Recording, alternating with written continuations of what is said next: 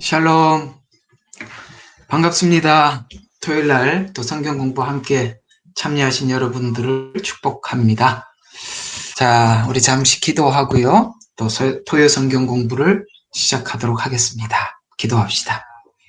사랑이 많으신 아버지 하나님, 오늘 저희들이 이 토요일 날 성경 공부를 함께 참여하고자 합니다. 또 이 토요 성경 공부에 또 우리가 많은 기대감을 가지고 있습니다. 참여하는 모든 심령들, 하나님, 저들에게 학자의 귀를 주셔서 아버지 하나님, 전할 때 들을 수 있는 귀를 주시고 또 전하는 종에게도 저들에게 꼭 필요한 말씀을 전하게 해주셔서 아버지 하나님, 이 말씀이 예수 그리스도와 하나님을 알아가는데 더 깊이 있게 아버지 우리 신앙을 도와주시옵고, 아버지 하나님, 또 이 말씀을 통해서 저들에게 기쁨이요 정말 새 생명이 우리에게 주어진 이 가치를 발견할 수 있는 성경 공부 시간 되게 도와주시옵소서. 예수님 이름으로 기도드렸습니다. 아멘. 자, 오늘은 함께 읽어볼 성경 말씀은 히브리서 9장입니다. 우리 한번 제가 봉독해드려요. 8절부터 15절까지입니다. 제가 봉독하겠습니다. 성령께서 이것을 통해 보여주시는 것은 첫째 성막이 서 있는 동안에도 지성소에 들어가는 길이 아직 나타나지 않았다는 것이라. 이것은 현재를 위한 모형이었으니, 기억해 두세요. 모형이었으니 그에 따라 예물들과 희생 제물들을 드려 양심에 관해서는 섬긴 자들을 온전케 할 수 없었도다. 이 예배는 오직 먹는 것과 마시는 것, 여러 가지 씻는 것과 육신의 율례들에 증거한 것으로부터 이것들을 개혁할 때까지만 부과된 것이로다. 그러나 그리스도께서는 다가온 선한 것들의 대제사장으로 오셔서 손으로 짓지 아니한 이러한 건물이 아닌 더 크고 온전한 성막을 통하여 염소와 송아지 피로 아니하고 오직 자신의 피로 한 번 성소에 들어가셔서 우리를 위하여 영원한 구속을 이루셨느니라. 황소와 염소의 피와 암송아지의 제도 불결한 자들에게 뿌려 육체를 정결케 함으로 거룩하게 한다면 하물며 영원하신 성령을 통하여 흠없이 자신을 하나님께 드린 그리스도의 피가 어찌 죽은 행실에서 너희 양심을 정결케 하여. 다시 한번요. 피가 어찌하여 죽은 행실에 너희의 양심을 정결케 하여 살아계신 하나님을 섬기게 하지 못하겠느냐. 이런 연유로 그는 새 언약의 중보자이시니 이는 첫 언약 때의 범죄로부터 구속하시려고 죽으심으로써 부르심을 받은 자들로 그 영원한 유업의 약속을 받게 하려는 것이라. 아멘. 히브리서 어렵죠.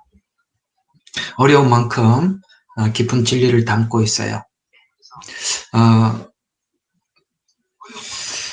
제가 이렇게 권해드리고 싶은 것은 뭐냐면 여러분의 믿음을 그 히브리서적 믿음을 갖기를 소망합니다. 왜 히브리서적 믿음이라는 말은 무슨 말이냐면 특히 신약 성경 안에는 구약과 연결시키는 고리가 있어요. 그것이 바로 히브리서입니다. 또 한 권을 더 추천을 한다면 마태복음입니다. 마태복음과 히브리서의 중요함을 제가 간략하게 좀 말씀을 드려보면은 우리가 신약은 구약의 예언이 이렇게 하셨던 예언들이 이렇게 이루어졌습니다라는 것을 설명하기 하는 것이거든요. 이제 구약의 예언이 이렇게 이루어졌습니다. 구약의 말씀이 이런 것이옵니다. 우리가 설명을 해주는 것이라면, 그러면 구약에서 예언한 내용이 어떤 것입니까? 라고 우리가 구약의 예언한 것이 이루어졌다면 구약의 예언이 뭐죠? 라고 묻는다면 히브리서가 그 키를 들고 있습니다.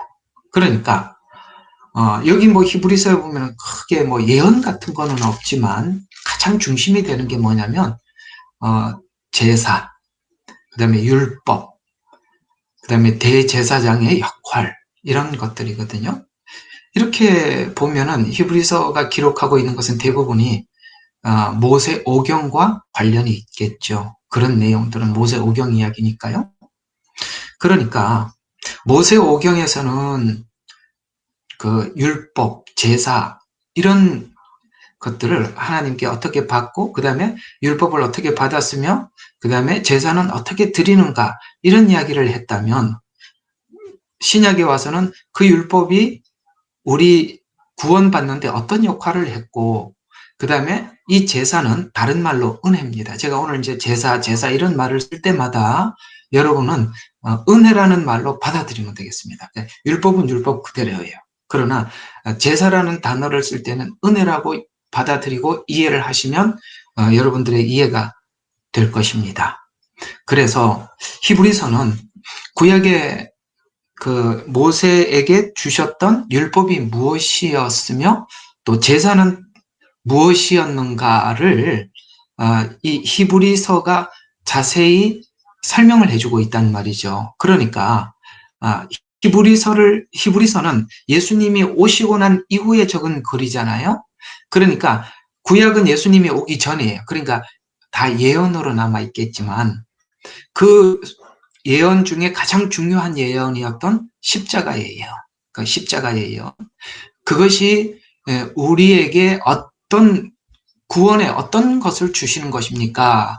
라는 질문에 대한 대답이 히브리서에 나와 있어서 그러니까 모세오경을 아무리 잘 알아도 히브리서에서 설명하는 내용을 알아듣지 못하면 모세오경에서 한 말이 여전히 의문으로만 남아있을 뿐 의식으로만 남으니까 제도, 의식, 이런 형식 이런 식으로만 남아있어서 이것이 십자가와 연결이 안 되면 그래서 그대로 남아있다면 이게 해결이 안 된다면 우리 신앙이 어떻게 되느냐면 지금 유대인들, 곧 유대인들 중에서도 종교인들이 하나님을 섬기는 형식에 지나지 않는 여러분 아시다시피 그 유대인들이 형식적으로 하나님을 섬기는 그건 우리 하나님께서 원래 우리에게 원하신 신앙의 목적은 아니라는 건 아시죠? 우리도 그렇게 될 수가 있다는 것이죠.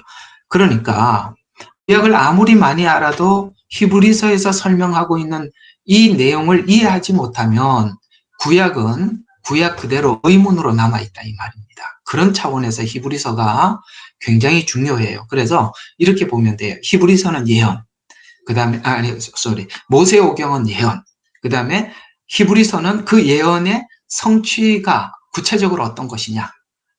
그래서 제사가 무엇입니까? 라고 모세오경에서 질문을 했다면 제사는 이것입니다. 라고 대답하는 게 히브리서란 말이에요. 그러니까 히브리서를 모르면 모세오경을 아무리 알아도 다른 방향으로 이해하게 되고 이 히브리서에서 이렇게 키를 들고 가서 모세오경의 문을 열어야만이 모세오경이 열리는 것이다. 이런 이야기를 하는 겁니다. 또 하나는 제가 마태복음 하나를 또 추천하는 이유는 뭐냐면 마태복음은 이 사복음서 중에 마태복음은 유대인들에게 보낸 서신이에요. 그러니까 유대인들은 이미 구약을 알고 있었고 구약의 율법도 알고 있었고 제사도 알고 있었습니다. 그러면 그 율법과 제사를 알고 있던 그 유대인들은 수많은 선지자들이 마지막에 하나님께서 메시아를 보내주실 것이다 라는 그 메시아에 관한 약속을 유대인들과 했었죠. 그래서 오신 메시아가 예수님께서 오셨다라고 말씀을 하면서 그들이 그러니까 유대인들의 신앙이 지금 그 마태복음에 보면은 그 누구죠? 바리새인들과 서기관들에게 예수님이 굉장히 많이 질책을 하고 있지 않습니까? 그러니까 그걸 질책하는 소리를 들으면서 마치 지금 현대 우리가 믿는 또 유대인들 중에서나 또 우리들도 거기에 포함은 되겠죠, 일부. 그러니까 특히 유대인들에게 보내는 서신이니까 그건 아니잖냐. 하나님이 원하는 것이 그런 신앙은 아니었잖냐. 성경의 예언이 그런 말이 아니었었잖냐라는 이야기로 그 유대인들에게 써내려간 서신이 마태복음이니까 마태복음을 보게 되면 유대인들, 곧 구약의 하나님을 섬겼던 그들의 문제점, 오류들 이런 부분들을 예수님께서 설명을 하고 있는 중에 특별히 어떤 부분이 이렇게 부각되어서 우리에게 설명을 하고 있느냐면 옛 계명과 새 계명. 그럼 옛 계명은 모세가 준 계명이잖아요. 신명기. 그러니까 옛 계명과 예수님이 십자가에 피를 흘려서 자 양심에까지 그 피 뿌림을 받은 자들에게는 새 계명이라는 단어를 우리가 이해할 수 있어요. 그리고 우리가 그걸 받아들이잖아요.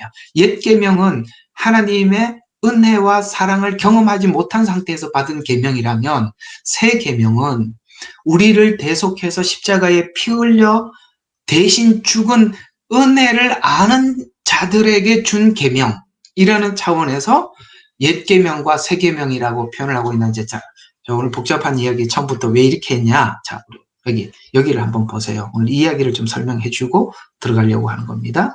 9장 9절을 한번 보시죠. 이런 이야기를 하고 있습니다.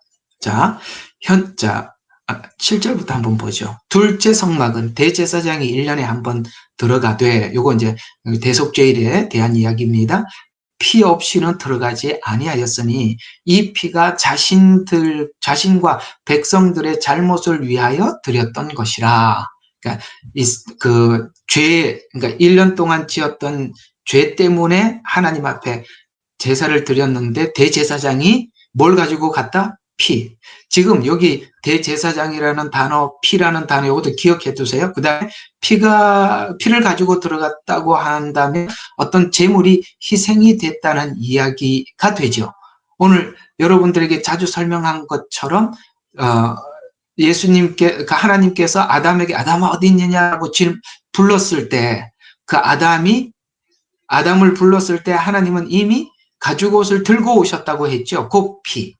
그 피를 이야기하는 것입니다. 그래서 대제사장. 자, 이게 다 기억해 두세요. 좀 이따 다시 설명을 해드립니다. 자, 8절을 보면 성령께서 이것을 통해 보여주시는 것이, 자, 이게 도대체 뭐였는지를 이제 성령님께서 알려주시더라라는 이야기입니다. 성령께서 이것을 통해 보여주시는 것은 첫째 성막이 서 있는 동안에도 지성소에 들어가는 길이 아직 나타나지 않았다는 것이라.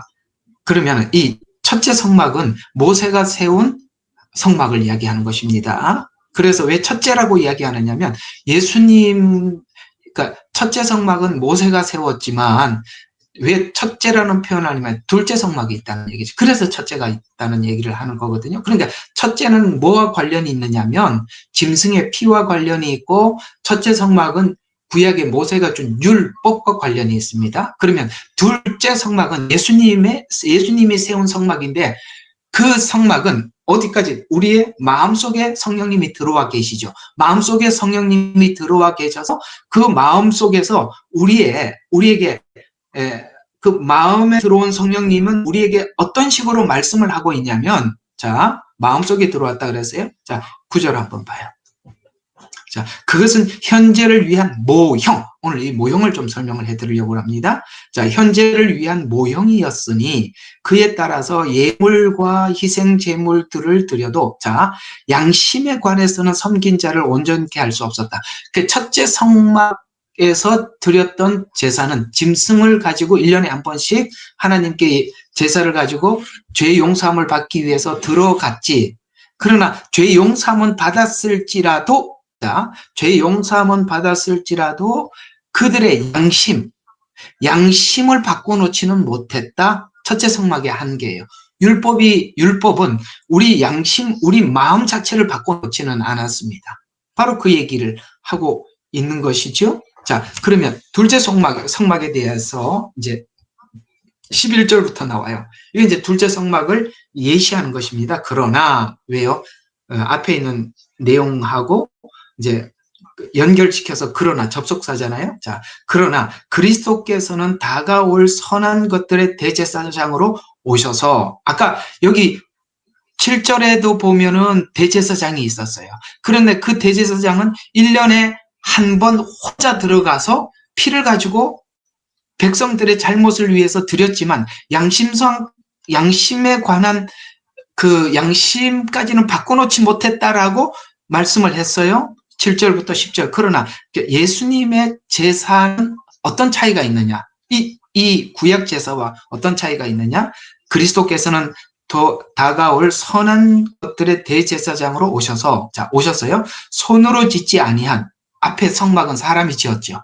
그러나 예수님이 오셔서 지은 성막은 사람의 손으로 짓지 아니한, 곧 이러한 건물들이 아닌 더 크고 더 온전한 성막을 통하여 염소와 송아지 피로 하지 아니하고 오직 무슨 피? 자신의 피. 이게 이제 차이. 그러니까 구약에 있었던 이 제사는 바로 예수님이 오셔서 하실 제사를 뭐 했다는 거야? 모형과 그다음에 예표로, 그러니까 모형과 예표로 구약에 이렇게 제사를 지냈다. 우리가 죄 용서함을 받기 위해서는 제사장이 필요했다. 또 제물이 필요했다. 피가 필요했다. 이걸 모형으로 계속 설명을 하시다가 예수님이 오셔서 구약에 이렇게 염소나 송아지 피로 아니하고 자기의 피로 한 번 성소에 들어가셔서 우리를 위하여서 영원한 구속을 이루셨느니라는 말을 뭐하고 비교하고 있어요? 1년에 한 번씩 들어간 것과 비교해서 예수님이 한 번 성소에 자신의 피로 들어가서 우리에게 준 은혜가 뭐냐면 영원한 구속을 우리에게 이루게 했다라는 차원에서 구약제사와 예수님의 십자가를 비교해서 설명하고 있어요. 꼭 기억하세요. 한 번에 끝났습니다. 그리고 그 한 번 드린 제사는 영원한 구속을 이루셨다. 라고 하면서 13절부터 우리에게 설명을 해주고 있어요. 어떤 설명? 황소와 염소의 피와 암송아지의 제도, 그렇죠?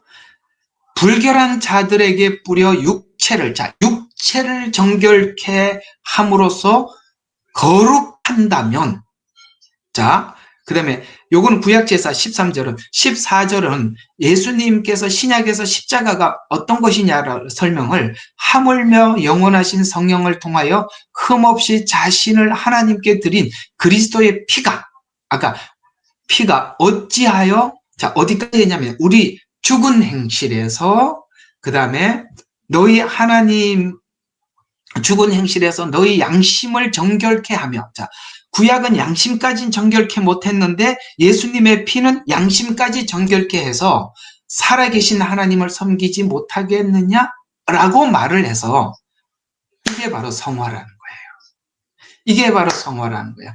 예수님 십자가의 피를 흘려서 우리를 양심까지 완전히 정화해서 우리를 깨끗하게 했고 죽은 행실에서 떠나게 만들었다는 것이죠. 그러니까 여러분, 예수님을 영접하고 구원을 받고 예수님을 따라간다면 우리 모두 다 그 예수님의 피가 우리 마음속까지 뿌려졌고 우리 양심의 변화, 쉽게 말해서 정말 그리스도를 하나님의 모양과 형상을 회복하고 그리스도를 닮아갈 수밖에 없는 인생을 살도록 하나님께서 우리 인생을 그렇게 만드셨다라고 우리에게 말씀을 하고 있는 것이죠. 그러면 오늘 제가 좀 다시 한번 정리를 해드리면, 구약의 제사와 대제사장, 그 다음에 거기 그 제사를 드릴 때마다 가지고 갔던 피, 제물, 이런 것들은 전부 다 뭘 설명하기 위한 것들이었다고요? 바로 예수 그리스도의 십자가의 죽으심이 예수님 자신이 뭐가 됐어요? 제물이 되셔서 피를 흘려주셨고, 또 하나 예수님 자신이 대제사장이 되셔서 하나님과 우리 사이를 중보하셨고, 아셨죠? 그래서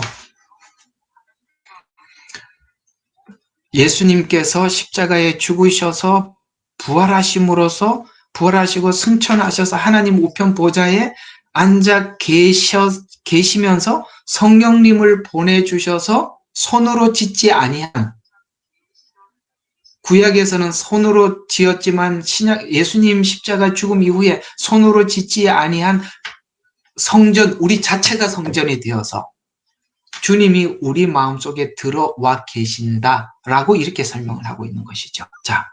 여기서 한 가지 여러분들에게 큰 그 소망의 메시지를 전해드린다면, 우리 요한계시록에 보면 하나님께서 나팔 재앙에 보면 1, 2, 3, 4 재앙이 있죠. 그러니까 여기 네 번의 나팔은 경고성입니다. 그런데 그 다음에 다섯 번째, 여섯 번째, 일곱 번째 나팔을 불기 전에 성경은 이렇게 말씀하고 있어요. 화 있으리로다 라고 하면서 거기다 덧붙인 게 있어요. 뭐라고 덧붙였을까요? 인친자들에게는 손대지 마라. 인친자들에게는 손대지 마라. 그러면 특별히 요한계시록 시대에 인친자들에게는 손대지 말라고 했다면, 그러면 특별히 요한계시록 시대 때 인친자들이 따로 있는가? 있죠. 물론 그 당시 그때 하나님께서는 14만 4천을 인친자, 하나님의 종들이라고 말을 했어요. 그런데 동일하게 오늘 고린도 후서 2장 1절인가요? 자, 오늘은 이거 한번 제가 그냥 준비는 안 했던 건데 이렇게 언뜻 생각이 나서 말씀을 드려볼게요. 고린도 후서 1장 이제 하늘에서 하나님 우리 하나님 고린도 전서인가? 우리 그리스도인들에 대해서 인을 칭찬 여기 있구나. 예. 자, 1장 2절을 보여요. 고린도 전서네요. 후서가 아니라. 자, 고린도에 있는 하나님의 교회, 곧 그리스도 예수 안에서 거룩하여지고, 거룩해졌답니다. 이렇게 그러니까 칭의를 이야기하는 것입니다. 또 성도들의 부르심을 받은 자들과 각처에서 우리 주, 즉 그들과 우리 주 우리의 주이신 예수 그리스도의 이름을 부르는 모든 자에게 편지하노니, 이렇게 얘기죠. 이 말씀하고 있는데, 이 말은 바로 성령님께서 우리 마음속에 들어오셔서 우리가 거룩해졌음을 얘기를 하는 것입니다. 아마 좀 시간이 없어서 에베소서 4장 23절인가 24절쯤 가면 거기도 그리스도인들을 소개할 때 이렇게 소개를 하고 있어요. 그리스도 안에서 인을 친 자라고 표현하고 있습니다. 그렇다면 요한계시록의 그 인쳤다라는 그러니까 인을 쳐라라고 했던 그들이나 오늘 우리가 예수님을 구주로 영접해서 성령님이 우리 마음속에 들어온 자들은 거기서 말하는 이 원어는 똑같은 원어예요. 그래서 인을 쳤다라는 말은 요한계시록에 인을 쳐서 하나님이 보호하는 사람이 있고 세 번의 화에 보호받는 사람들이 따로 있는 것이 아니라 오늘 지금 예수님을 영접한 모든 자들에게도 동일하게 인친자라고 말씀하셔서 하나님은 우리들을 보호해 주신다, 하나님의 자녀들을 보호해 주신다 라고 약속을 하셨다라는 것을 잊지 마시고, 여러분 우리가 이런 복음에 대한 이해가 분명해지면 우리가 하나님께서 이 마지막 때 당신의 성도들, 당신의 백성들을 어떻게 보호하시고 인도하시는지에 대한 그 약속을 우리 마음속에 분명히 가지고 안심을 하게 되는 것이에요. 그래서 여러분 진정한 이 마지막 때 보호처는 저번에 말씀드린 것처럼 하나님의 약속을 분명히 알고 믿는 것입니다. 그런 차원에서 이 마지막 때는 우리가 특별히 하나님의 말씀을 알고 그분의 약속을 꼭 붙잡는 것 이상의 보호처가 없다라는 것을 다시 한번 좀 강조해 드리도록 하겠습니다. 자, 오늘 그 얘기는 아니에요. 어쨌든 생각이 나서 중간에 말씀을 드렸는데, 그러면 오늘 여기 히브리서를 보려고 그러면 히브리서뿐만 아니라 모든 성경이 그런데 제가 여러분 이게 성경을 어떻게 보면 좋을까요?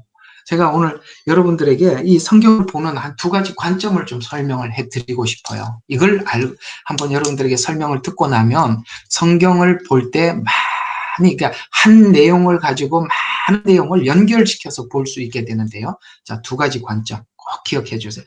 펜을 들고 오늘 열심히 적으세요. 자, 첫 번째는 점진성. 이렇게 제가 점진성. 성경은 점진성을 가지고 있다. 그러니까 처음부터 확 다 밝힌 게 아니라 조금씩 이렇게 베일을 열어주시는 것이죠. 그걸 보고 점진성이라고 합니다. 두 번째는 중첩성. 중첩성이라는 말은 무슨 말이냐면 과거에 있었던 사건이 뒤에 훗날 다시 등장을 한다는 것이죠. 그러면 이 중첩성에 관한 말씀은 성경에서 어떻게 우리에게 표현을 하셨냐면 예수 그리스도는 어제나 오늘이나 영원토록 동일하시다 이렇게 표현하고 있는 거예요. 그러니까 하나님께 우리에게는 시간이라는 것이 따로 그러니까 시간이라는 것이 이렇게 구분되어 있지만 하나님 안에는 시간이라는 것이 구분되어 있지 않고 하나님 앞에서는 시간이 과거나 지금이나 미래나 동일한 무슨 말이냐 과거에 일어났던 일들이 지금도 일어나고 미래에도 일어난다는 걸 보고 중첩성이라 이렇게 표현하는 것이에요. 그러면 점진성이라는 걸 왜 하나님은 한꺼번에 다 설명을 해 주시지 조금씩 이렇게 점진적으로 밝혀주시느냐 이유가 있습니다. 이것은 바로 한 번에 모든 것을 밝힐 수 없기 때문에 그 어떤 내용을 전달하기 위해서는 그 내용을 전달하기 위해서 똑같은 사건들을 여러 번 일으켜요. 그래서 이 사건에서는 요만큼, 그 다음번에는 조금 더, 그 다음번에는 조금 더, 이렇게 조금씩 더 이렇게 열어가 주신다는 거예요. 이제 우리 요거 끝나고 나면 우리 이제 창세기 4장부터 가인과 아벨의 제사가 등장하죠. 제사가 나오잖아요.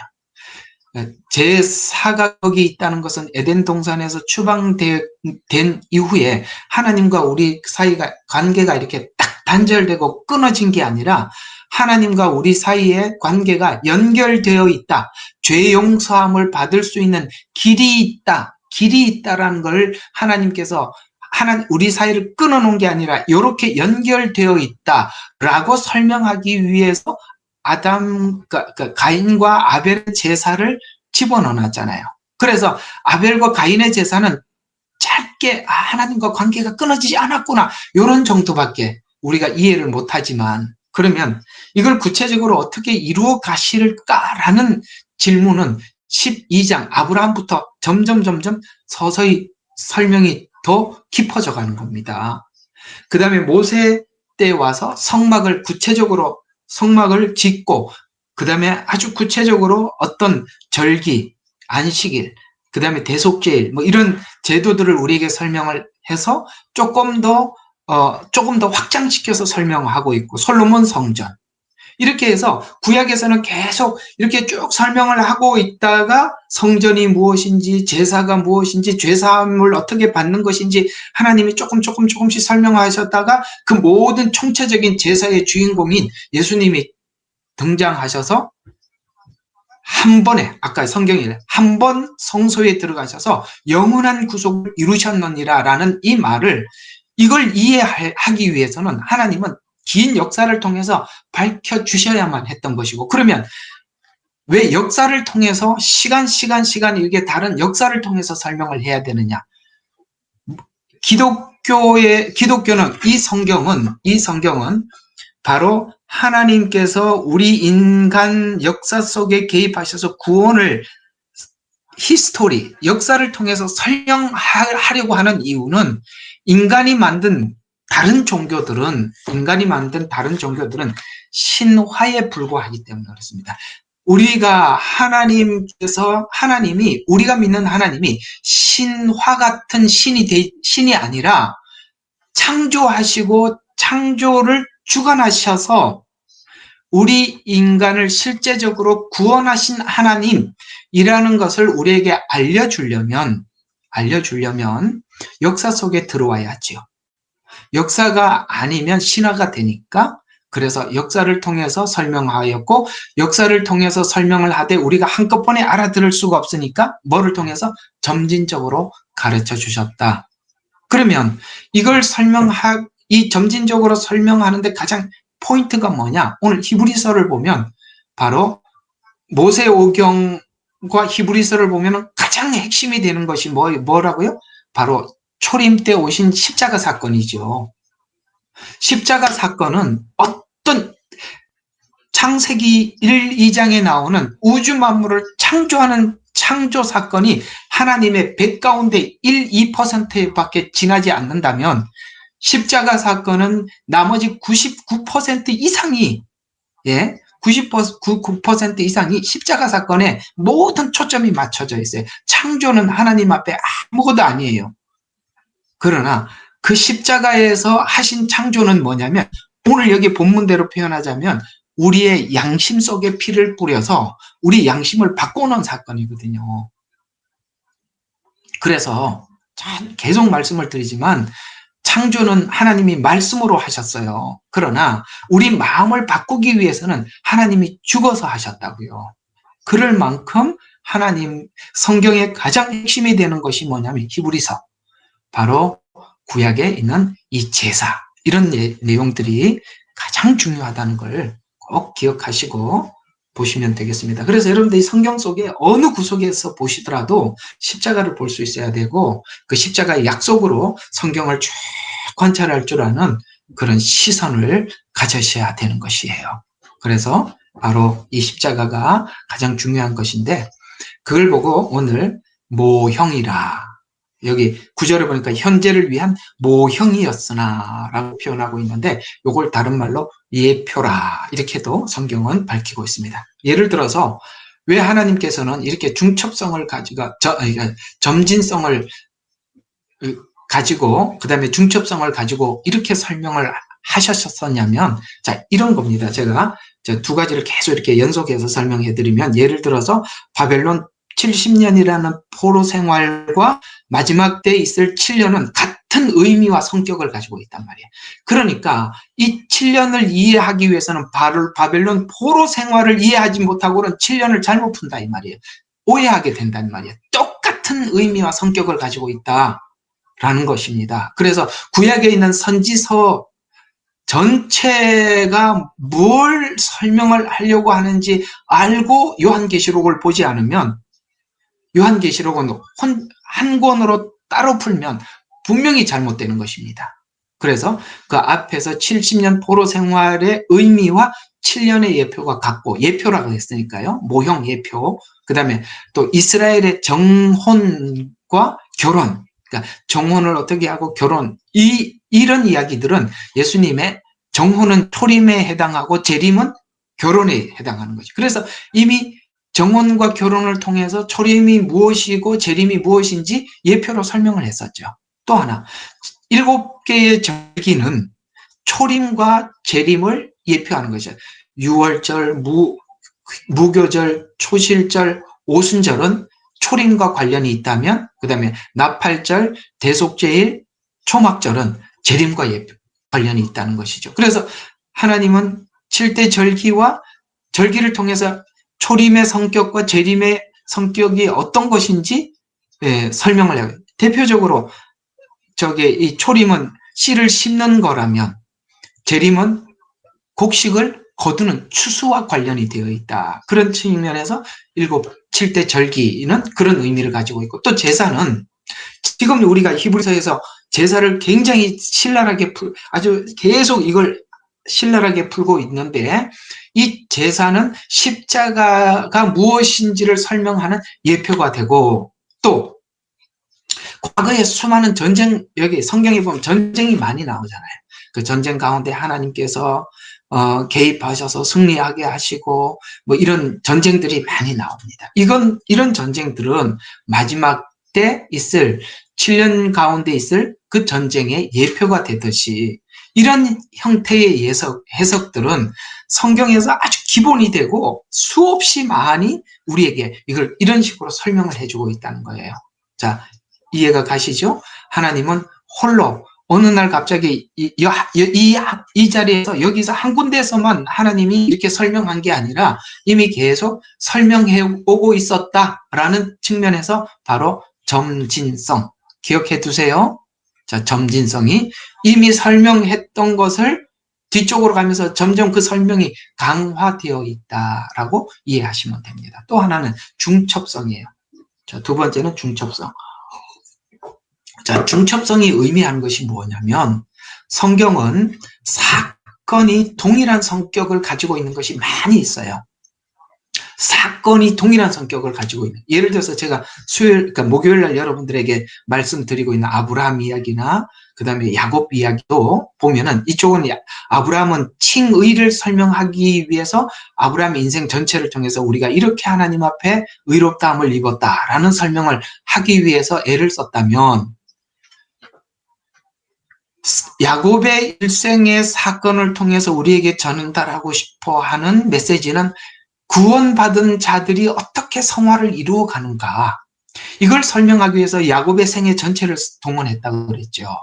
이런 것처럼 이런 성경에 있는 사건들은 우리 일상 속에 일어나는 사건들과 동일한 성격을 가질 뿐만 아니라 앞으로 예언적으로 미래에 일어날 사건들과도 동일한 성격을 가지고 있는 것들이 대부분이라는 것이죠.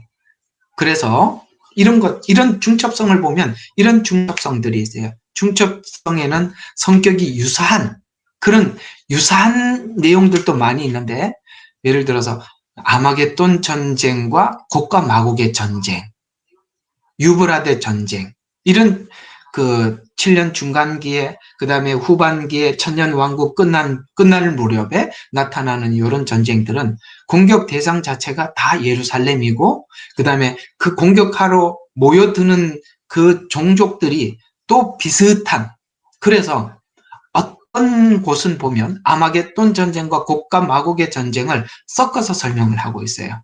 예, 근데 이제 자세히 보면 나누어져 있는 것도 있지만 어떤 부분들은 많이 섞어 놨기 때문에 이거는 아마겟돈 전쟁을 말하는 거야 라고 아마겟돈 전쟁 하나로만 보면 안 됩니다. 에스겔서가 그렇게 기록되어 있기 때문에 아마겟돈 전쟁을 설명을 하면서도 곡과 마곡의 전쟁을 함께 집어넣은 경우가 있고, 어떤 부분은 시적으로 이렇게 살짝 나눠져 있기도 하지만 섞어 놓은 것도 있다라는 것을 보게 되면, 요거는 오직 아마겟돈 전쟁이야, 이거는 오직 곡과 마곡의 전쟁이야, 이렇게 따로 구분을 하려고 애를 쓰지 말라 이 말이에요. 왜냐하면 성격이 비슷하기 때문에 하나님이 이렇게 섞어 놓은 것도 있다 이 말이에요. 또 하나는, 또 이런 중첩성 중에 섞여 있는 게 또 뭐가 있냐면 이런 거예요.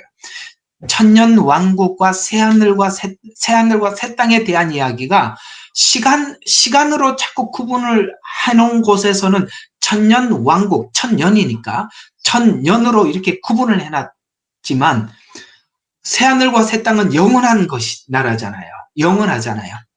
그래서 천년 왕국과 새하늘과 새 땅을 어떤 부분에는 시간상으로 구분을 해놨고, 어떤 곳은 또 천년 왕국을 설명하면서 영원으로 막 설명을 들어가고 있어요. 왜냐하면 천년 왕국이 끝나면 바로 영원으로 들어가기 때문에. 왜 이렇게 구분이 되느냐면, 저와 여러분처럼 구원을 받은 자들은 천년이라는 시간의 의미는 크게 없죠. 왜요? 천년 끝나면은 영원한 새하늘과, 여기 한 번 성소에 들어가셔서 영원한 구속을 이루셨다고 하셨거든요. 우리는 그런 구원을 받은 자들이라 보니까 천년이라는 시간이라는 것은 지나가겠지만 어차피 우리는 영원 속으로 들어갈 자들이기 때문에 우리에게 설명을 할 때는 굳이 천년 왕국과 새하늘과 새 땅을 분리해서 설명하지 않고 연결시켜서 설명을 하고 있다 이 말이에요. 그러나 육체로 들어간 사람들에게는 이 천년이라는 시간이 한정이 되어 있기 때문에 그때는 또 시간을 한정해서 설명을 하고 있어요. 들어두시고 이해만 해두셔도 성경을 볼 때 엄청나게 많이 도움이 되는 이야기들이에요. 자, 곡과 마곡의 전쟁과 아마겟돈 전쟁은 중첩되어 있는 부분도 있다. 또 하나는 천년 왕국과 새하늘과 새 땅도 동일하게 그런 이야기다. 그러면 우리 현실적으로 굉장히 필요한 것 중에 하나가 뭐냐면 아까 말씀드린 이 부분이에요. 70년 포로 생활과 7년의 목적이 같다 이 말이에요. 그런 차원에서 중첩되어 있다는 게 중첩. 그러니까 중첩성을 딱 배제해버리면 7년이라는 시간은 따로 딱 떨어져 나가서 풀게 되잖아요. 그러면 목적이 뭔지 목적을 상실해버리면, 여러분 성경의 목적을, 모든 것은 책을 읽을 때 목적을 상실해버리면 중구난방이 되는 것이죠. 그런 의미에서 자, 두 가지 기억해 주세요. 하나는 점진적으로 설명을 했다. 두 번째는 중첩되어 있다. 이것만 알고 있어도 되는 것입니다. 자, 그러면 구약 성경 전체에서 율법과 제사가 성경 내내 이렇게 설명을 해주고 있어요. 그러니까 예를 들어서 이런 거죠. 이스라엘 백성들이 하나님 앞에 심판을 받게 될 것이다 라고 심판을 선지자들이 선언하죠. 그 심판을 선언할 때 기준이 뭐였습니까? 바로 율법이었어요. 아시겠죠? 신명기를 기준으로 해서 설명을 하는 겁니다. 그리고 선지자들이 율법에 대해서 막 심판을 설명하다가 꼭 끝부분에 가서 선지서 끝부분을 보세요. 반드시 뭔 이야기가 나오느냐면 하나님께서 회복시킬 것을 이야기하면서 그 회복의 주인공인 예수님을 예언하는 것으로 끝이 납니다. 그날 그분이 오실 것이다. 그때 너희들은 돌이킬 것이다. 이렇게 끝나죠. 그러면 한번 보세요. 심판을 설명할 때는 뭘 동원했죠? 율법을 동원했죠. 그러면 우리에게 구원을 설명할 때는 제사를 동원했다는 걸 아셔야 돼요. 그러니까 율법과 제사는 뭘 이야기하느냐? 율법은 심판을 선언했고 제사는 구원을 선언했어요. 이런 차원에서 율법과 제사, 율법과 은혜를 이 두 설명을 우리가 눈여겨봐야 하고 잘 이해를 해야 되는데 하나님은 죄를 신랄하게 지적하고 죄 지은 자들에서 아주 여지없이 심판을 하시죠. 이건 뭘 이야기하냐? 공의를 설명하려고 하는 것입니다. 하나님의 공의를. 하나님은 공의로운 분이다. 죄는 그냥 넘어가지 않는다. 죄에 대해서 어리뚱땅 대충 하려고 하지 마라. 그렇기 때문에 너희들은 그 죄를 어떤 죄든지 예수님 앞에 가지고 와라. 그러면 용서를 받고 구원을 받게 된다. 이 설명을 하려면 뭐를 많이 설명을 해야 됩니까? 죄에 대해서 설명을 분명하게 해야 되고 이스라엘 백성들이 죄를 지었을 때 하나님께서 만약에 가만히 두신다면 하나님은 죄에 대해서 신랄하게 지적은 하시지만 심판은 안 하시네. 우리가 이렇게 생각할 거 아니겠습니까? 그래서 이스라엘 백성들은 선택해서 온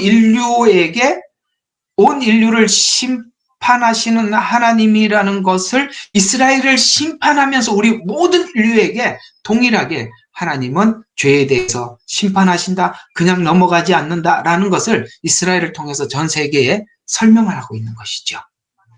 그러려면 구원이라는 설명은 짤막하게 설명을 해줄 수가 있어도 심판을 더 많이 설명을 해야만이 구원이 우리에게 얼마나 큰지 알게 되겠죠. 그래서 선지서들을 쭉 이렇게 펼쳐보면 심판을 설명하는 게 거의 90% 이상이고 그 마지막 하나님께서 구원을 설명하는 끝에 가서 짤막하게 딱 예언으로 끝이 나죠. 왜냐하면 아직 오지 않았으니까 예수님이. 그래서 그렇게 설명을 해 가고 있다는 것이에요. 자, 오늘 이렇게 복잡한 설명을 왜 여러분들에게 하느냐면 여러분과 제가 살아가면서 꼭 알아야 될 몇 가지 정말 중요한 성경에 대한 이해가 필요한데요. 그것은 뭐냐면 여러분 저번 주에 말씀을 드렸던 율법은 뭐냐면 율법은 죄를 깨닫게 하는 역할을 한다라고 말씀을 드렸죠. 그렇죠? 그 다음에 은혜는 죄를 이렇게 덮어주는 역할을 하는 것이죠. 그건 이제 하나님의 은혜와 사랑입니다. 오늘 예수님께서 십자가에 죽으시고 우리를 구원하시고 하나님이 어떤 분이십니까? 라는 질문에 대해서 우리가 알고 싶어하는 질문에 대해서 하나님은요. 예수님을 십자가에다가 딱 매달아 놓고요. 거기서 하나님이 어떤 분인지 다 보여주신 거예요. 더 얘기할 게 하나도 없어요. 십자가만 보면 하나님이 어떤 분인지 정확하게 알 수 있어요. 그게 뭐냐? 하나님은 죄에 대해서 무자비하신 분이에요. 아들이라도 넘어가지 않죠. 근데 그 십자가에 달려있던 그 예수님은, 십자가에 달려있는 예수님은 죄인 중에 죄인이죠. 왜요? 인류의 죄를 다 끌어안고 있잖아요. 우리 모든 죄를 예수님이 다 끌어안고 죽고 있잖아요. 죽으시고 계시잖아요. 그러면 하나님이 보실 때 십자가에 있는 예수님은 죄인 중에 죄인이에요. 왜? 우리 모든 죄를 다 가지고 있어요. 그래서 하나님은 예수님 앞에 어떤 것도 이렇게 넘어가지 않고 아주 무자비하게 심판을 하시죠. 마지막 때 믿지 않는 자들의 심판이 이렇게 하나님의 진노가 맹렬함을 성경에 보면 하나님이 죄에 대해서 맹렬하다 그러잖아요. 돌격할까 하노라. 죄를 보면 돌격하시는 하나님이라는 것을, 그 돌격하는 모습을 십자가에서 보여주신 것입니다. 하나님은 죄에 대해서 이토록 미워하시고 아주 분명하게 심판하시는 분이다라는 것을 십자가에서 보여줬다면, 또 하나, 자기 아들이라도 십자가에 못 박아 죽게 해서라도 우리를 구원하시는 하나님의 사랑을 십자가에서 또 우리에게 보여준 거죠. 그러니까 믿는 자들에게는 무한한 사랑을, 불신자들에게는 하나님께서 일절 용서 없는 심판을, 그러니까 예수님이 얼마나 고통스러웠으면 엘리 엘리 라바 사막자니 나의 하나님 어찌하여 나를 버리십니까? 라는 예수님의 아들이심에도 불구하고 철저하게 버림을 받는 것 같은 경험을 예수님이 십자가에서 하게 하셔서 하나님이 얼마나 공의로우신 분이시며 얼마나 사랑이 많으신 하나님인가를 보여주셔서, 왜 이걸 우리에게 설명을 하시느냐, 딱 이겁니다. 얘들아, 하나님의 자녀된 너희들아, 너희가 일상을 살아가는 과정 속에서 내가 공의가 있는 하나님이시고 그 다음에 내가 사랑이 풍성한 하나님이라는 것을 알고 너희들이 죄 앞에 섰을 때 하나님이 이 죄에 대해서, 내가 이 죄에 대해서 얼마나 미워하며 돌격하고 더 이상 이렇게 양보하지 않는 하나님이라는 걸 알고 죄에 대해서 대충 넘어가지 말고 엄격해져라, 너 자신에 대해서. 이렇게 바로 예표로 예수님을 통해서 우리에게 말씀하고 있는 거예요. 그래서 성경에 보면 하나님을 경외해라, 하나님을 두려워하라라는 말이 하나님의 공의를 생각해라, 그리고 그분이 우리를 사랑하셨던 사랑을 생각하면서, 경외라는 말은 하나님의 공의도 의식하는 것이지만 하나님의 사랑도 의식하는 거예요. 이 두 가지를 우리가 항상 가지고 살아가는 마음의 부담을 가지고 있는 것이, 그것이 바로 성화의 삶의 중심이 되는 것이다, 이 말이에요. 그래서 하나님은 바로 예수님을 통해서 이런 예표로 우리에게 하나님의 속성을 우리에게 다 나타내 보여주신 것인 거예요. 따라서 여러분 성도들에게도 이런 속성들이 바로 하나님을 경외하게 하는 것입니다. 그래서 하나님은, 우리가 이제 예수님을 믿는 우리들은, 그러니까 은혜 되기 위해서는 아까 말씀드린 것처럼 얼마나 우리가 죄인이었고, 그 다음에 얼마나 큰 죄인이었고, 이 큰 죄인이었을 뿐만 아니라 이 죄를 우리 스스로가 해결할 수 없다는 것을 두 번째 알아야 하고, 철저하게 우리가 해결할 수 없는 죄를 하나님께서 십자가에서 해결해 주셨다라는 것을 우리가 우선 먼저 알아야 되지 않습니까? 또 하나는 사망이라는 이해도 그래요. 우리가 일반적으로 이해하고 있는 사망은 죽음은 끝이다라고 이야기하지만, 오늘 여기 보니까 예수님의 십자가에 죽으시고 부활한 이 부활의 사건은 하나님을 믿는 성도들만 부활하는 것이 아니라 불신자들에게도 부활이 있잖아요. 그래서 우리는 생명의 부활로 부활을 하지만 그들은 심판의 부활로 부활할 것입니다. 그런데 이 부활 이후에는 죽음이 없어요. 그러니까 이 형벌이 영원하다는 것이죠.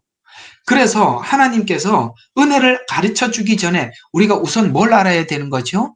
첫 번째, 우리가 죄 문제를 스스로 해결할 수 없다는 것을 철저하게 깨달아야 하고, 이 죄의 삭시 사망인데, 사망이라는 것이 한번 사망하고 그냥 죽음으로 끝나는 게 아니라 부활로 영원하다는 사실을 우리가 알아야만이 하나님의 은혜를 알게 되죠. 그걸 우리에게 알려주기 위해서는 하나님은 바로 하나님께서 우리에게 꼭 두 가지를 우리에게 알려주셨어야만 했었어요. 그게 공의와 사랑이라고 말씀을 드렸습니다. 그 공의와 사랑의 결정체는 바로 십자가라고 말씀을 드렸습니다. 그래야만이 공의와 사랑을 우리 가슴 속에 담고 살아야만이 우리의 변화가, 우리가 그리스도를 닮은 변화가 거짓된 형식적 변화가 아니라 진실된 양심으로부터 바뀌어진 변화를 가지고 하나님 앞에 나아갈 수 있는 진실된 변화를 가져올 수 있기 때문에 하나님은 이 두 가지를 보여주셔야만 했고, 그걸 보이기 위해서는 예수님의 십자가에 죽으셔야만 했던 것입니다. 그래서 이와 같이 십자가와 부활의 사건은 성경의 가장 핵심되는 내용인데요. 이것을 우리가 한꺼번에 알 수 없으니까 점진적으로 밝혀주셔서 십자가와 부활을 우리에게 이해하게 하시고, 또 중첩성을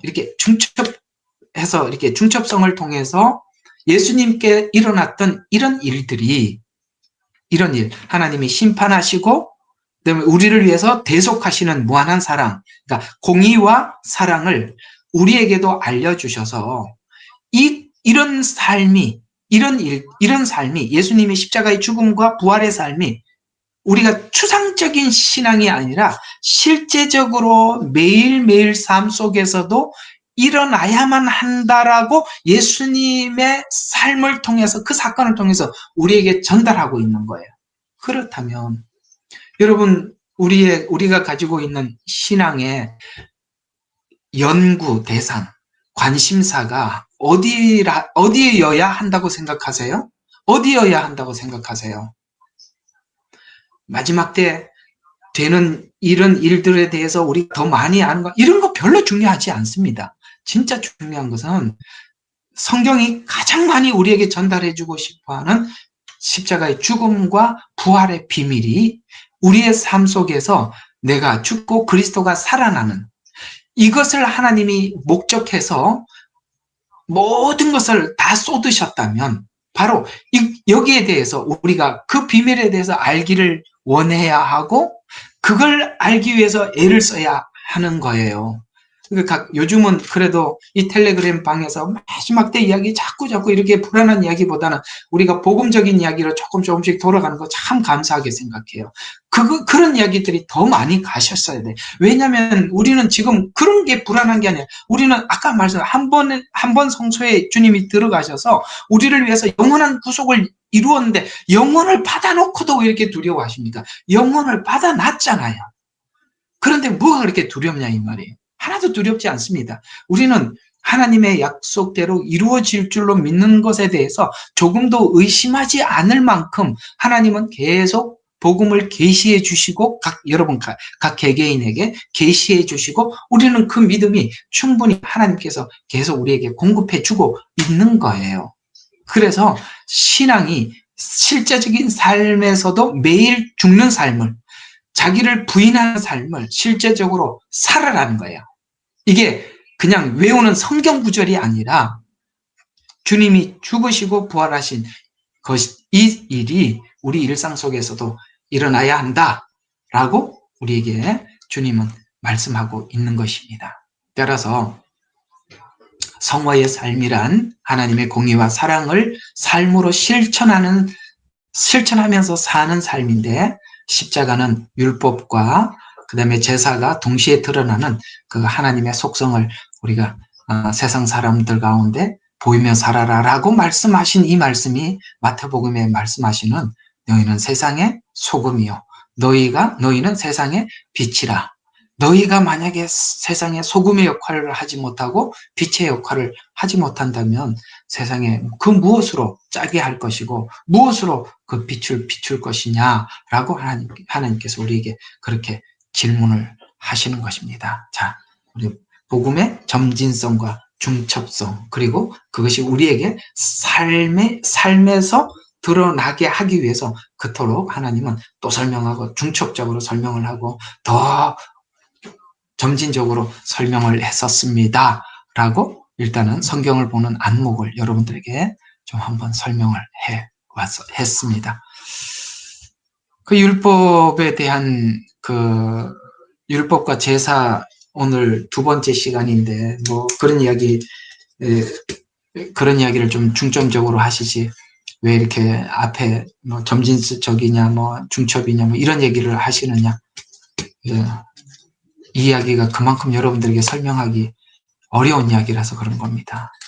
예, 자, 우리 오늘 읽었던 그래 한번 구속을 하시다. 그러면 자 이제 예수님께서 우리에게 양심의 근원에까지 우리의 피를 뿌려 주셨다라고 말씀하신 이 피는 첫 언약 때도 하나님께서는 우리에게 피로 언약을 했었었죠. 야, 그러니까 성경은 피의 복음이죠. 그래서 우리가 찬양에서도 보면 보혈 찬양이 많이 있는 것들은 전부 다 이게 복음 자체가 피의 복음이기 때문에 그렇습니다. 그러면 첫 언약 때도 피로 맺은 언약이었습니다. 출애굽기 23장 3절에서 8절을 보면 이런 이야기가 한번 나옵니다. 언약식에 대한 이야기죠. 자, 언약에 대한 이야기를 한번 해봅시다. 모세가 모든 백성을 불러 놓았습니다. 그리고 하나님 주신 말씀과 명령을 말합니다. 그리고 백성이 우리가 주의 모든 말씀을 행하리이다 라고 고백을 합니다. 그때 제단을 쌓죠. 모세가.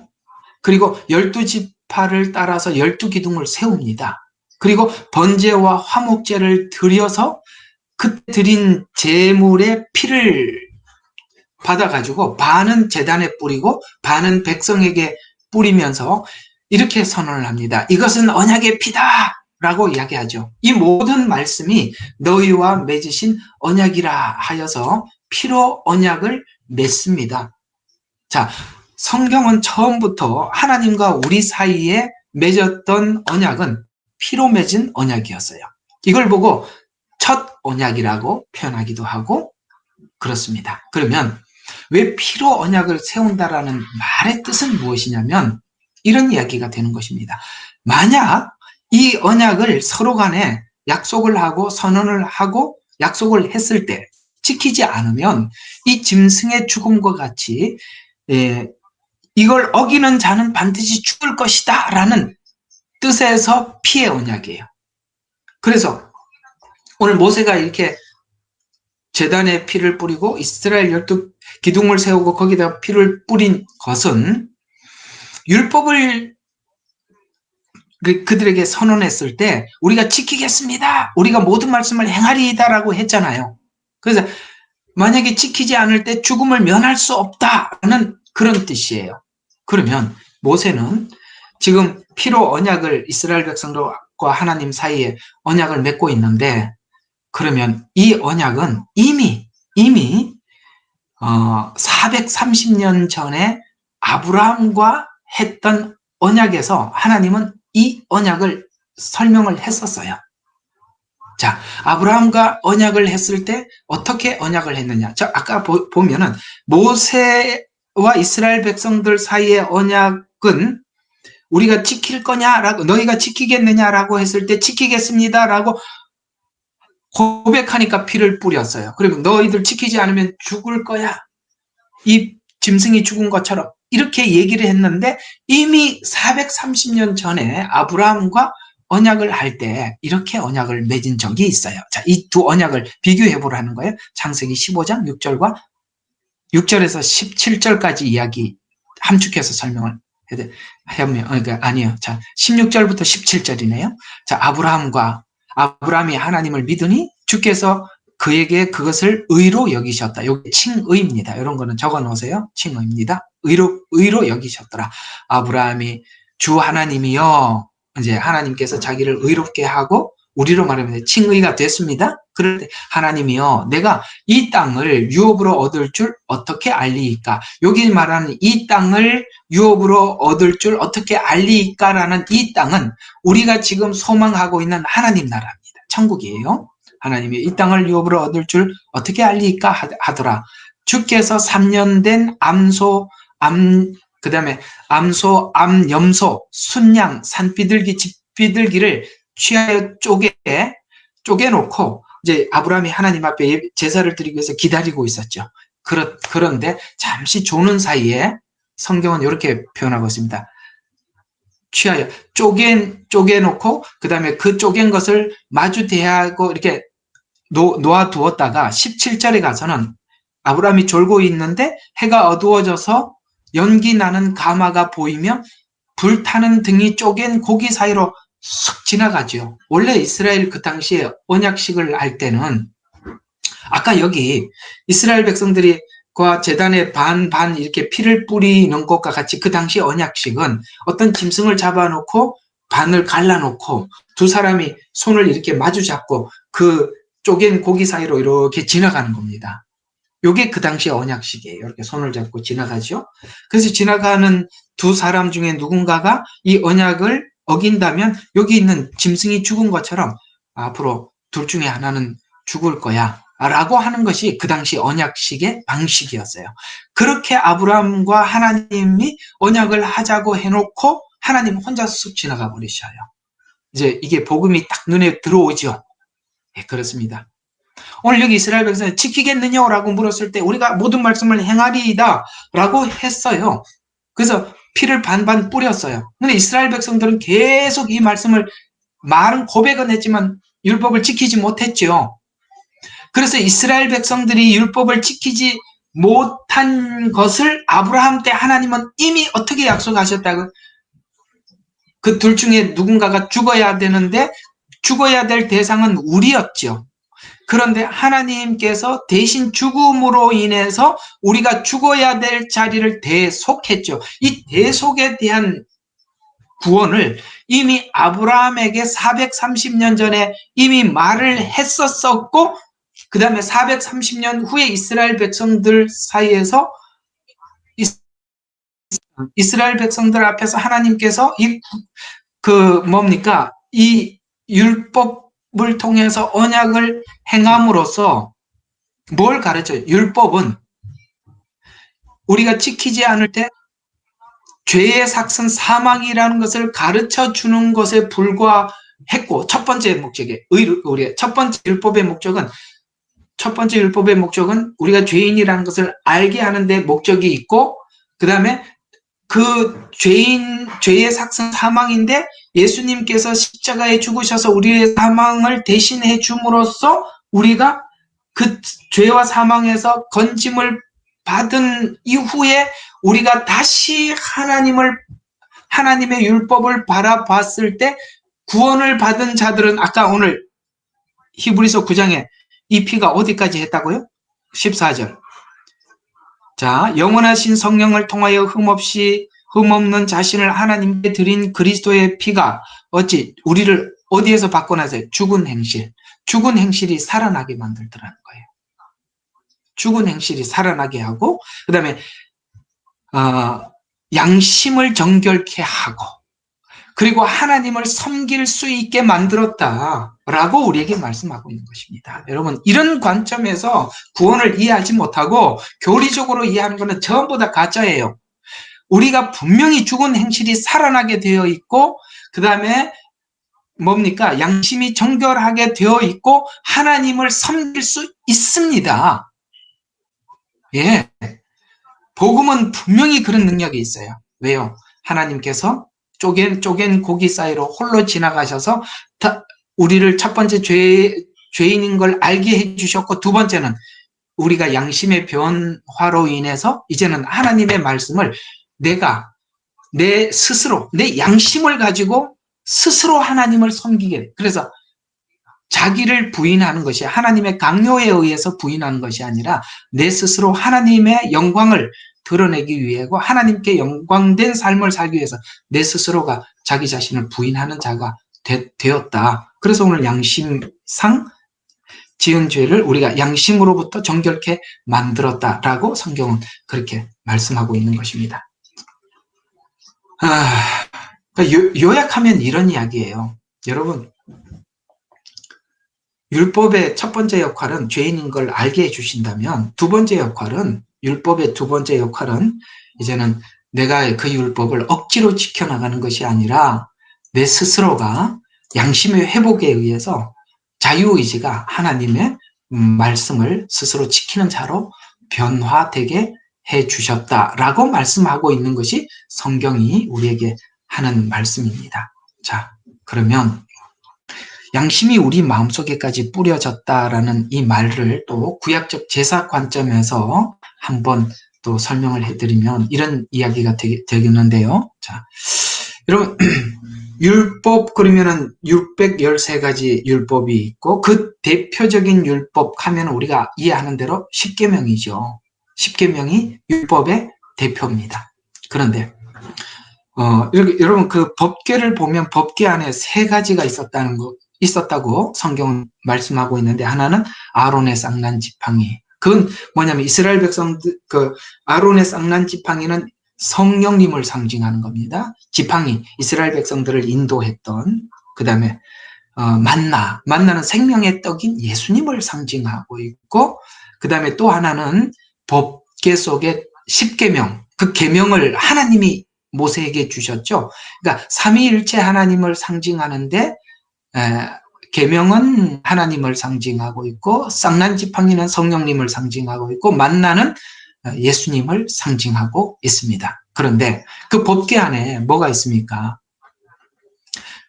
그 3가지를 넣어 두었죠. 그리고 1년에 한 번씩 대제사장이 법궤 안에 들어가서 뭐를 합니까? 바로 피를 뿌리죠. 피를 뿌려서. 그래서 1년에 한 번 들어가서 이스라엘 백성 전체가 대속죄일 날 용서함을 받게 되죠. 아까 이제 그걸 보면 그게 이제 이런 이야기죠. 1년에 한 번씩 들어가서 그 다음에 그들을 육체를 정결케 했다. 그러나 이것이 개혁할 때까지만 부과된 것이다. 이 개혁은 언제?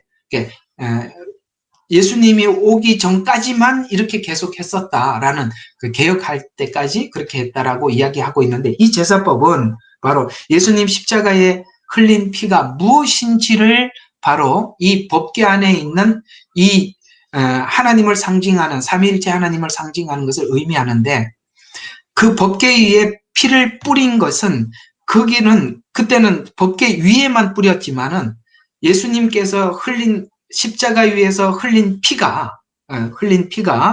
뭘 하게 했냐면 이렇게 되는 것입니다. 자, 예수님 십자가에 죽으실 때 어떤 일이 일어났습니까? 성소 휘장이 위로부터 아래까지 찢어졌죠. 그건 성소와 지성소를 구분하는 이 커튼을 이야기하는 건데요. 그 커튼은 우리가 이렇게 집에서 쓰는 것처럼 양쪽이 이렇게 벌어지는 게 아니라 통으로 짠 커튼이에요. 완전히 이렇게 통으로 짜져 있단 말이에요. 그런데 이 통으로 짠 커튼이 위에서부터 아래까지 찢어졌다고 성경은 이렇게 위에서부터 아래까지 찢어졌다는 것은 우리가 사람이 찢으면 아래서부터 위로 이렇게 찢어지죠. 그러니까 이렇게 찢어지게 되는데 위로부터 아래까지 찢어졌다는 것은 위에서부터 이렇게 찢어졌다는 것이죠. 이거는 하나님이 찢으셨다라는 표현을 위에서부터 아래로 찢어졌다 이렇게 표현하고 있습니다. 그리고 그 안에 들어가면 뭐가 있었죠? 아까 말씀드린 것 법궤가 있었죠. 법궤 뚜껑을 우리는 속죄소라고 하고 속죄소 위에다가 피를 뿌리는데 예수님의 그 흘린 보혈은 성소와 지성소의 구분을 없애고 하나님 앞에 나갈 수 있게 했고 나갈 수 있게 했을 뿐만 아니라 법궤 위에 그러니까 구약대로 표현하면 법궤 위에 짐승의 피를 뿌린 것처럼 예수님의 피가 그 법궤 위에 뿌려짐으로 인해서 어떻게 됩니까? 우리가 하나님을 만날 수 있는 문이 활짝 열려버린 것이죠. 그래서 신약에서 이런 말씀을 하는 겁니다. 은혜의 보좌 앞에 담대히 나갈지어다. 왜? 예수님께서 흘린 보혈은 바로 하나님의 그 문을 활짝 연 하나님과의 관계를 활짝 열. 그래서 성경은 하나님과 화해했다라는 표현을 우리에게 쓰고 있는 것입니다. 그리고 이제는 왜 그게 화해가 가능했느냐?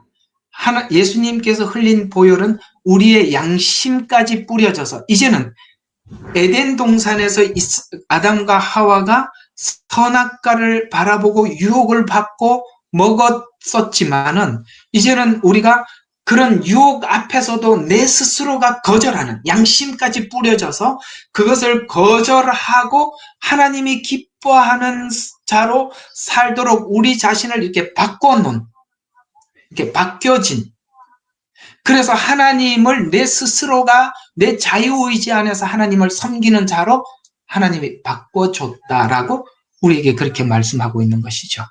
그래서 우리는 하나님을 믿는다, 하나님을 따른다는 이 말은 내 마음과 뜻과 정성과 힘을 다해서 하나님을 사랑할 수 있는 자로 변화되어 있는 것이죠. 그래서 우리 가슴 속에는 항상 하나님 주신 말씀을 바라보면서 내가 할 수 있는 힘을 다하고, 그 다음에 정성을 다하고, 그 다음에 모든 것을 쏟아서 정말 하나님을 전심으로 섬기도록 그렇게 바꿔놓은 것. 그게 어디서 일어났던 일들?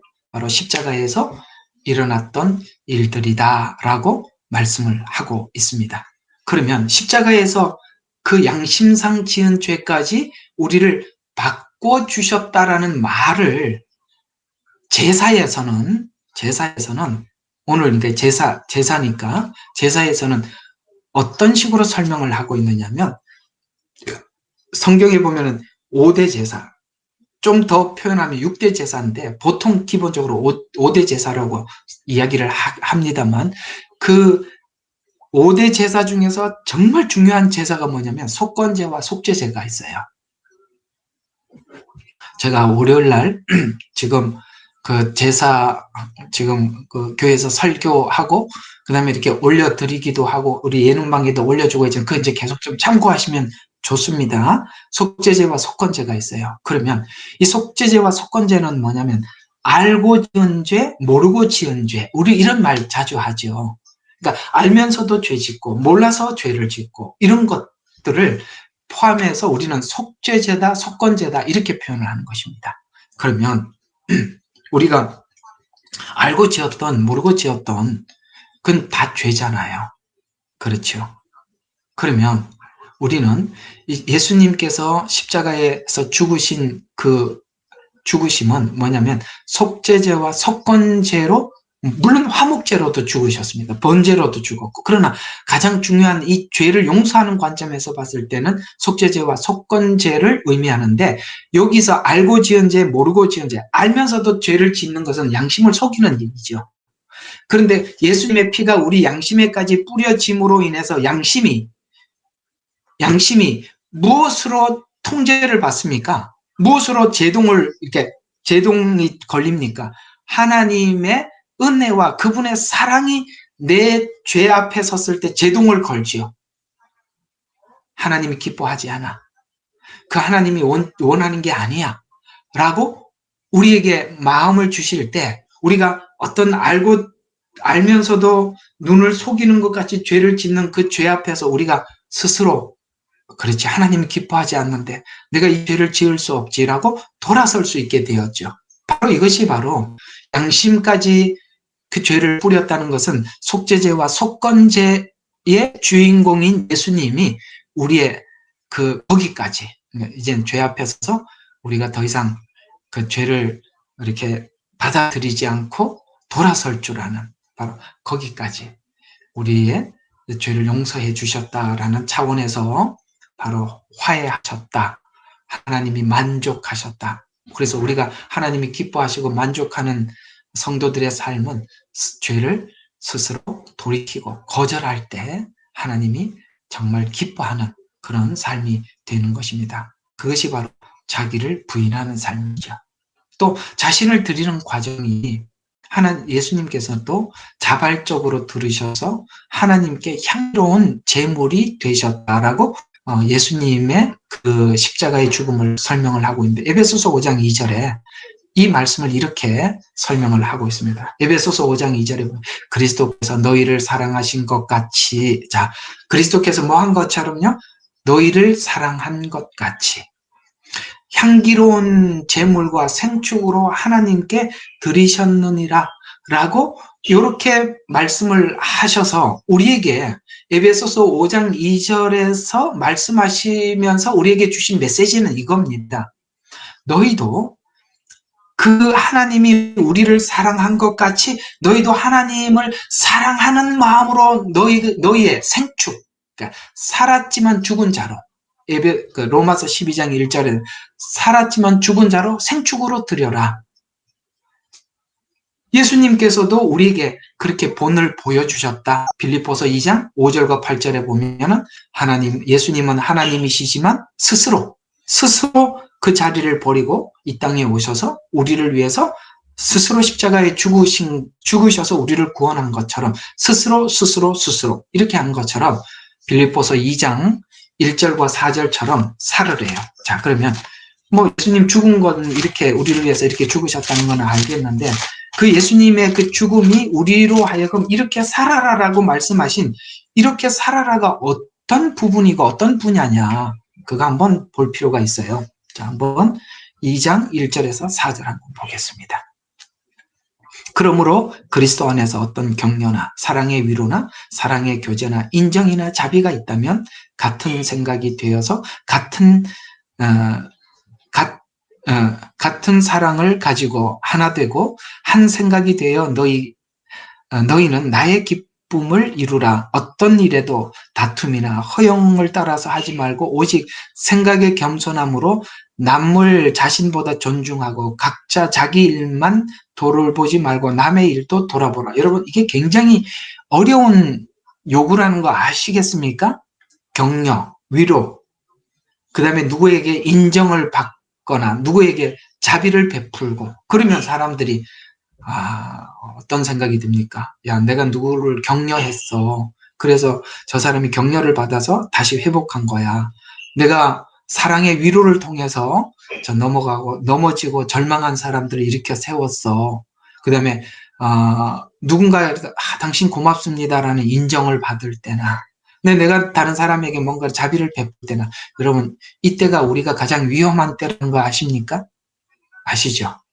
이때가 얼마나 위험합니까? 누군가를 세워주고 나면 마치 자기가 선생이 된 것 같고 대단한 사람이 된 것 같이 여겨지잖아요. 그런데요, 그때 우리는 낮아질 수 있어야 돼요. 왜요? 예수님은 하나님이신데 이 땅에 사람으로 오셨잖아요. 우리도 사람에게 이렇게 영향을 줄 줄 아는 사람이지만 낮아질 줄 알아야죠. 바로 주님은 그걸 우리에게 말씀하고 있는 것입니다. 실제 삶 속에 예수님이 그렇게 낮아진 것처럼 너희가 높임을 받는 자리에서 낮아질 줄 알아야 된다라고 이야기하고 2절에는 같은 생각이 되어서 같은 사랑을 가지고 한 생각이 되어 너희는 나의 기쁨을 이루라. 여러분 높임을 받는 사람과 그 다음에 낮아진 사람이, 그러니까 아까 위로해주는 사람과 위로를 받아서 함께 된 사람은 분명히 위로해준 사람은 그러니까 우월하다고 생각하고 위로받아서 그 자리에 온 사람은 낮은 사람이라고 생각할 겁니다. 그런데 2절에 바로 뭐라고 이야기하면 같은 생각이 돼요. 그 다음에 같은 사랑을 가지고 한 마음을, 그 다음에 뭐 하라고요? 어떤 일에나 다툼이나 허영을 따라서 하지 말고 오직 생각의 겸손함으로 남을 자신보다 존중히 여기래요. 위로를 받았던 그 사람도 존중히 여기래요. 나로부터 자비를 경험했던 사람도 존중히 여기래요. 이해가 가십니까? 무슨 말인지. 이게 사람들은 생리적으로 불가능한 일이지 않습니까? 그 둘을 어떻게 한 마음을 가지고 한 생각을 가지고 그 다음에 나보다 남을 존중하고 이런 일들을 이게 세상에는 가능한 일이라고 생각하시면 이게 불가능한 일이잖아요. 근데 이걸 할 수 있답니다. 누구를 본받으면 예수님을 본받으면 그런 이야기죠. 그렇게 살아라는 거예요. 이해가 가시죠? 예수님께서 예표로 모형적으로 보여준 것은 우리가 일상생활 속에서도 그렇게 살아요. 아까 말씀드린 게 중복성 아시겠죠? 그래서 예수님은 그저 우리를 구원하시기 위해서 그렇게 행보를 한 것이 아니라 우리에게도 그렇게 살으라고 모범적으로도 보여준 것이다. 예수님이 스스로 이 땅에 오셨다라는 것은 굉장히 중요한 부분이에요. 바로 우리의 회복도 우리 자유의지 스스로 자유의지 속에서 회복되어야 한다라고 우리에게 말씀하고 있는 것입니다. 이런 구원을 받은 자들을 주님은 이렇게 구원을 받은 자들을 마지막 때 구별하러 오실 것입니다. 다시 한번요. 이렇게 구원을 이해하고 이렇게 구원을 받고 이렇게 살아가는 자들을 구원하러 마지막 주님은 오실 것입니다. 구별하기 위해서. 그래서 우리가 정말 이렇게 구원을 경험한 자냐 아니면 구원을 다르게 이해한 자냐라는 부분에 대해서 우리가 마지막 때 이 환난을 통해서 그 두 부류는 확연하게 구분될 것입니다. 여러분 있잖아요. 성경에 보면 요한계시록에 하나님을 모독하고 또 하나님을 경외하는 자 이렇게 나오죠. 여러분 하나님을 경외하고 하나님을 모독하는 것은 자기 스스로 자기 의지 속에서 자유의지 속에서 경외하기도 하고 자유의지 속에서 모독하는 것입니다. 아시겠습니까? 그래서 진정으로 하나님의 은혜와 구원을 이렇게 이해하는 자들은 정말 이런 속에서도 하나님을 경외하고 감사하게 생각하고 그렇게 할 것입니다. 경외하고 모독한다. 이 말이 요한복음에는 그렇게 기록되어 있지만 창세기에서부터 이미 아브라함을 부를 때부터 이런 이야기가 시작되었었거든요. 창세기 12장에 보면 이렇게 이야기하고 있습니다. 자, 창세기 12장 3절이 1절부터 3절이 이게 도대체 무슨 말인가? 이제 여기서 풀어지거든요. 한번 봅시다. 창세기 12장 1절과 3절. 주께서 아브라함에게 말씀하셨는데 너는 내 고향과 내 친족과 내 아비 집을 떠나 내가 내게 보여줄 땅으로 가라. 내가 너로 큰 민족을 이루게 할 것이며 너로 복을 주고 내 이름을 위대하게 하리니 너는 복이 되리라 하면서 그 복을 이렇게 설명합니다. 3절 너를 축복하는 자에게 내가 복을 주고 그 다음에 너를 저주하는 자를 저주하리라. 내 안에서 땅의 모든 족속이 복을 받을 것이라. 이건 3절은 너무나도 큰 성경 전체를 담고 있는 예언이거든요. 너를 축복하는 자에게. 그러니까 12장은 아브라함을 통해서 구원이 무엇이냐, 칭의가 무엇이냐, 하나님 어떤 식으로 구원을 하시냐라는 것을 설명하기 위한 주인공으로 하나님께서 내세웠다 그랬죠. 아브라함은. 그러면 여기서 3절에 말하는 너를 축복하는 자를 축복한다는 얘기는 뭐냐면 하나님은 모든 사람을 구원하시되 아브라함이 구원을 받은 이 방식대로 그 다음에 아브라함의 후손을 통해서 예수님이 탄생하죠. 이게 뭐냐면 성경 전반의 역사 속에서 구원을 이렇게 아브라함에게 한 약속을 따라서 그 약속대로 하나님이 쭉 이루어 가서 완성을 하십니다. 뿐만 아니라 구원받는 개개인도 동일한 거예요. 구원받는 우리 개개인도 아브라함을 불러내서 구원하고 그를 변화시켜 주신 것처럼 이 방식으로 하나님께서 우리 개인 구원도 이루실 것입니다. 이해가 가세요? 성경 전체를 통해서 그러니까 아브라함의 후손을 통해서 예수님이 탄생하고 예수님께서 우리의 모든 구원의 구속주가 되시죠. 뿐만 아니라 우리 개개인도 아브라함을 불러내서 구원하시는 방식으로 하실 거예요. 이 방식을 누구나 다 보게 될 텐데 이 방법을 보고 야 하나님께서 이렇게 구원하는 방식이 옳습니다. 믿습니다. 라고 고백하는 자들에게는 복이 되고 나는 하나님이 이렇게 구원하시는 이 방법 저는 믿지 못해요. 저는 받아들일 수 없습니다. 라는 자들에게는 저주가 되는 거예요. 그래서 12장 3절에 있는 말씀들이 저주받은 자들이 요한계시록에는 하나님을 모독하는 형태로 나타나고 하나님이 구원하시는 이 방법을 인정하는 자들은 하나님을 경외하는 모습으로 등장한다 이 말입니다. 그래서 이것이 12장 3절이 요한계시록에서는 이렇게 확대해서 설명을 해주고 있는 거예요. 놀랍죠? 성경이 벌써 이런 식으로 연결이 되어 있다니. 그렇습니다. 성경은 아까 말씀드린 것처럼 중복성이 있다 그랬잖아요. 그리고 그것이 점진적이라고 그랬잖아요. 여기서는 이렇게 막연하게 말을 하지만 요한계시록에서는 입으로 고백을 하죠. 입으로 고백한다는 것은 자기 자유의지 속에서 나는 이렇습니다. 나는 저렇습니다. 나는 하나님을 경외합니다. 하나님을 모독합니다. 라는 것으로 자기 마음에 결정된 대로 나오는 겁니다. 자유의지예요. 이런 예언이 이미 앞에서부터 이렇게 설명을 하고 있었다. 자, 오늘 이야기들을 여기까지만 하고 좀 정리를 한번 해보겠습니다.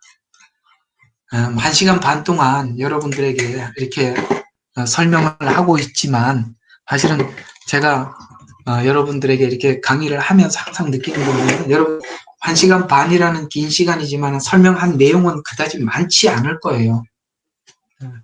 왜 이렇게 많지 않을 수밖에 없냐면 이렇게 이해하고 넘어가야 하기 때문에 그렇습니다. 여러분들이 이해하는 게 쉬운 이해는 아니고 히브리서를 설명해 가는 것이 그다지 정말 쉽지는 않아요. 왜냐하면 구약의 모형과 예언으로 설명하고 있는 이해가 없이는 히브리서 설명을 이해하기에는 굉장히 쉽지 않은 내용이기 때문에 제가 잘 모를 수 있다라는 생각을 하고 여러분들에게 자꾸 중복해서 설명을 합니다만 중복해서 설명을 하면 아마 여러분들의 기억에 더 오래 남지 않을까 싶어서 이렇게 오늘 중복해서 1시간 30분 설명을 했지만 사실 내용은 그렇게 많지는 않아도 이거 차근차근 채워주시면 이제 다음 계속 거기 덧붙이고 어느 순간이 되면 속도가 굉장히 빨라지게 될 것입니다. 그날을 좀 기대하시면서 저게 중복된 설명이라도 우리 하나하나 채우면서 지나가 보도록 해요. 기도하고 마치겠습니다. 하나님, 오늘은요 성경을 이해하는 방식 중에 점진성과 이 중복성의 중요성에 대해서 함께 나누었습니다. 그렇습니다. 모세오경에서는